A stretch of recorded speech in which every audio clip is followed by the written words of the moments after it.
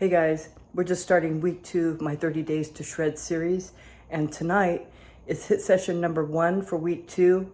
As you may recall in a previous video, I am doing 2 HIIT sessions a week, and I'm doing 5 lifting sessions a week, so I'm not technically taking any days off.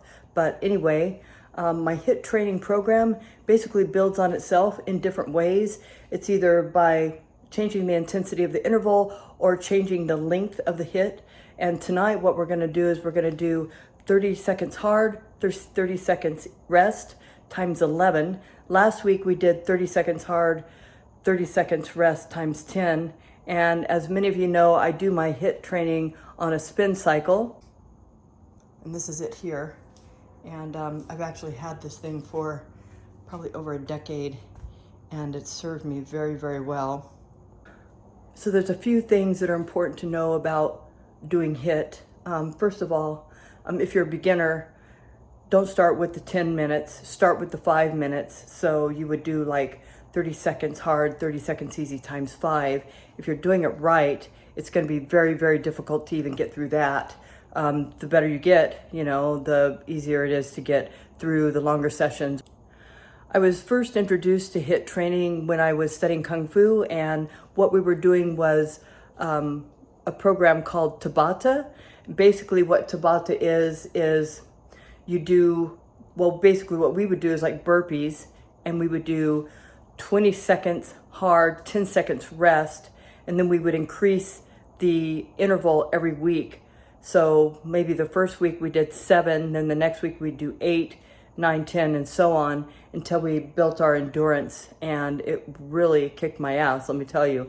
Anyway, I was addicted, and so what I did is I started incorporating HIIT into my bodybuilding training, and I designed my own program. It's a 20-week program, and it basically builds on itself. So for the first 5 weeks, we're basically increasing the interval length. So last week we did 10, this week we do 11, and so on. And then after week 5, then it changes with the intensity of the interval to rest ratio. So anyway, you really do want to start probably with 5 intervals in the beginning and then build on that. But if you feel ambitious and you want to start with 10, go for it if you're more advanced or you've done HIIT before.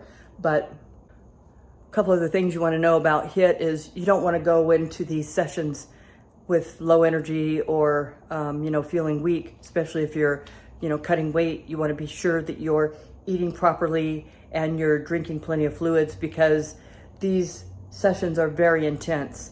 And, if you are not properly prepared for these sessions, you could end up either sick or injured. You don't want that, right?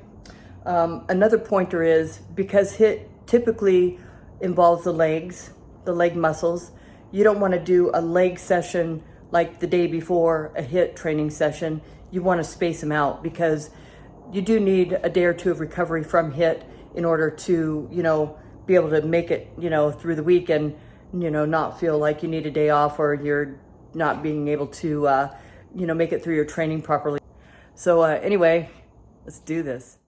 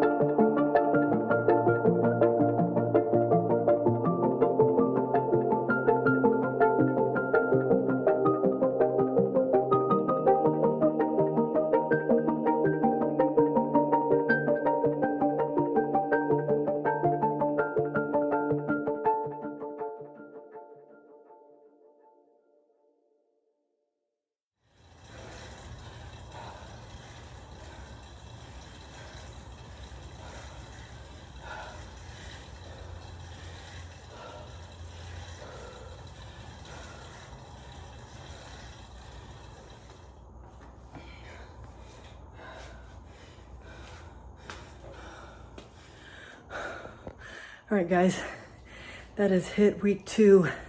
I did 30 seconds hard interval. You go all out. It's not aerobic, it's anaerobic. You shouldn't be able to hardly breathe. You will have to adjust the intensity of your interval over that 30-second time period. The reason it looks like I might not be pedaling really hard is because with this knob right here, I can adjust the intensity, the tension on the wheel. And so what I do is I start out with more high intensity, and then as the interval goes, I will loosen it just so I can get through it. And again, when you're doing HIIT, you're typically using leg muscles. I have known people to do HIIT on a row machine. You're still using your legs, but you're also using a great deal of upper body. I wouldn't say that was the best way of doing HIIT. You want to use the larger muscle groups, like legs, to do HIIT because those are the muscles you're conditioning with the high intensity anaerobic training. And those are the muscles, the muscle fibers that are metabolic. You're going to get the most metabolic effect from your training because you're training those muscles, right? I'm not training my biceps, not training my, my traps. I'm training my legs, my quadriceps, my hamstrings, my calves, and you get the best results when you do that. But if you want to do like a seated row, like a rowing machine, you can.